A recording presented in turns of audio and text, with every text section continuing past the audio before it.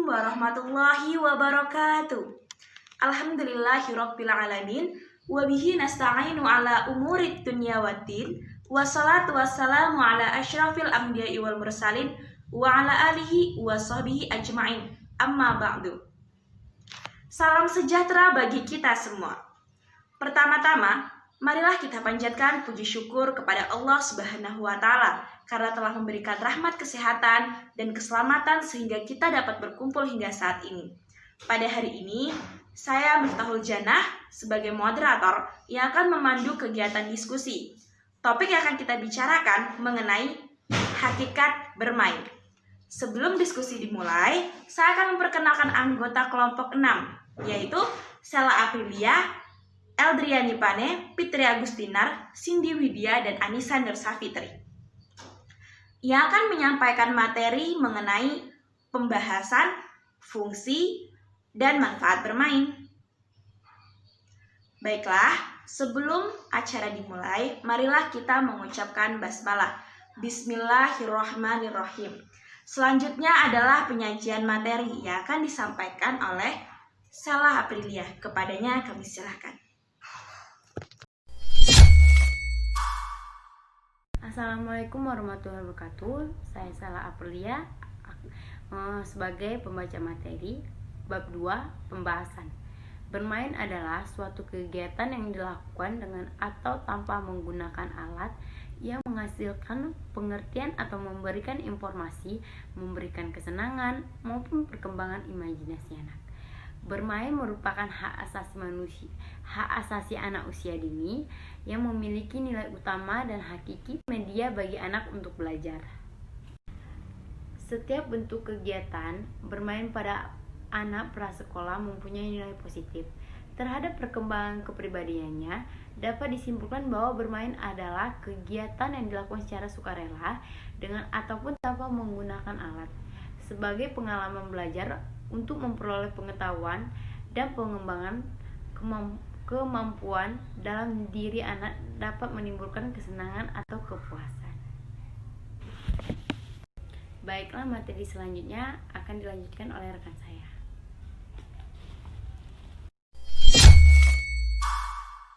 Baiklah, saya Fitri Agustina akan melanjutkan pembahasan materi yang telah disampaikan oleh rekan saya Sheila. B. Teori bermain. Secara umum, teori-teori tentang bermain dapat digolongkan menjadi dua, yaitu sebagai berikut. 1. Teori klasik, abad ke-19 sampai Perang Dunia I. A. Teori kelebihan energi. Herbert Spencer menyebutkan bahwa manusia mempunyai energi lebih, energi surplus yang digunakan untuk bermain. B.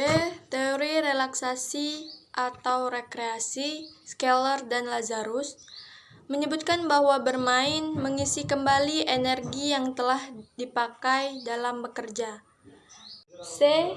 Teori insting, Carl Gross merupakan latihan awal di mana bermain mempersiapkan anak-anak untuk peran-peran yang akan dilakukan di kemudian hari. D. Teori kapitulasi, J. Stanley Hall mengatakan bahwa anak-anak mengulangi aktivitas leluhurnya. Karena itu, pengalaman-pengalaman nenek moyang dan leluhur akan terampil di dalam kegiatan bermain pada anak. Baiklah, sekian penjelasan saya. Pembahasan selanjutnya akan dilanjutkan oleh rekan saya, Eldriani Pane. Assalamualaikum warahmatullahi wabarakatuh. Perkenalkan, nama saya Eldriani Pane dengan NIM 209200059. Di sini saya akan melanjutkan penjelasan dari teman saya. Saya akan melanjutkan tentang fungsi bermain. Di dalam fungsi bermain ada 4 poin. Di antaranya yang pertama, dapat memperkuat dan mengembangkan otot dan koordinasinya melalui gerak, melatih motorik halus, motorik kasar, dan keseimbangan. Karena ketika bermain fisik, anak juga belajar memahami bagaimana kerja tubuhnya. Yang kedua, dapat mengembangkan keterampilan emosinya, rasa percaya diri pada orang lain, kemandirian dan keberanian untuk berinisiatif. Karena saat bermain, anak sering bermain pura-pura menjadi orang lain, binatang, atau karakter orang lain. Anak juga belajar melihat dari sisi orang lain atau empati. Yang ketiga, dapat mengembangkan kemampuan intelektualnya karena melalui bermain, anak seringkali melakukan eksplorasi terhadap segala sesuatu yang ada di lingkungan sekitarnya sebagai wujud dan rasa keinginannya. Dan yang terakhir, yang keempat, yaitu dapat mengembangkan kemandiriannya dan menjadi dirinya sendiri karena melalui bermain, anak selalu bertanya, meneliti lingkungan, belajar mengambil keputusan, dan berlatih peran sosial sehingga anak menyadari kemampuan serta kelebihannya. Sekian dari saya. Selanjutnya akan dilanjutkan oleh rekan saya. Sekian, terima kasih. Wassalamualaikum warahmatullahi wabarakatuh.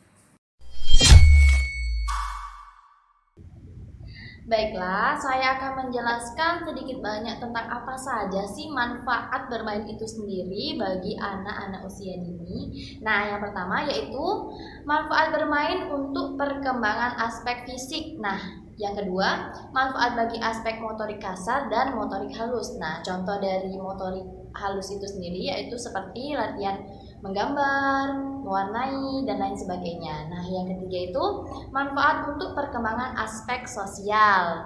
Nah, dari sejak dini kita ajarkan cara bersosialisasi. Bagaimana kepada teman, bagaimana kepada ayah, bagaimana kepada ibu.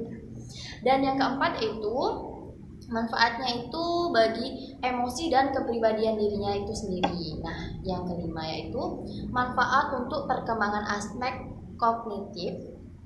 Nah, selanjutnya yang keenam itu manfaatnya untuk mengasah ketajaman penginderaan. Nah, yang terakhir atau yang ketujuh itu manfaatnya ketika berolahraga dan menari.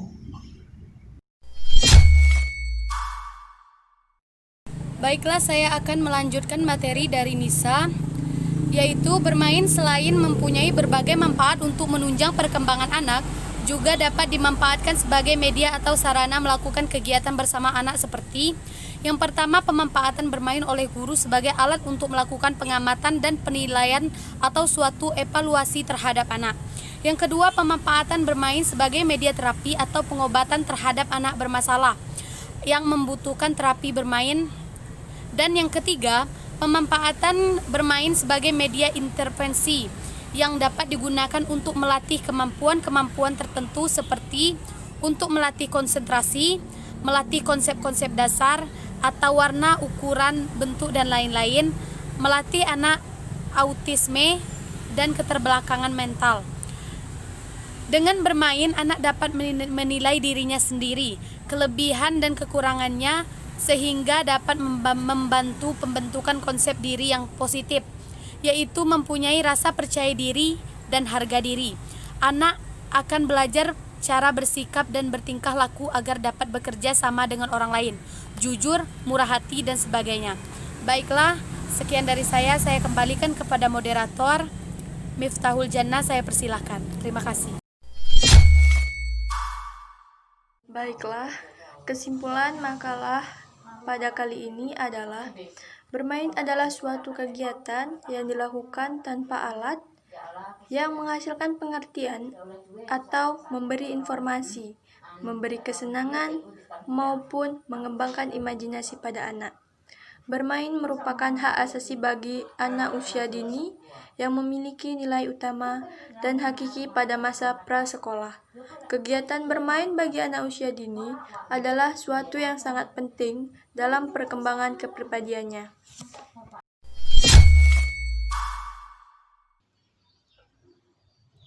Demikian tadi diskusi kelompok kami. Mari kita mengucapkan hamdalah, alhamdulillahirabbil alamin. Saya sebagai moderator mohon maaf atas kesalahan saya. Mari kita beri tepuk tangan kepada kelompok penyaji. Amazing. Sekian dari saya. Wassalamualaikum warahmatullahi wabarakatuh.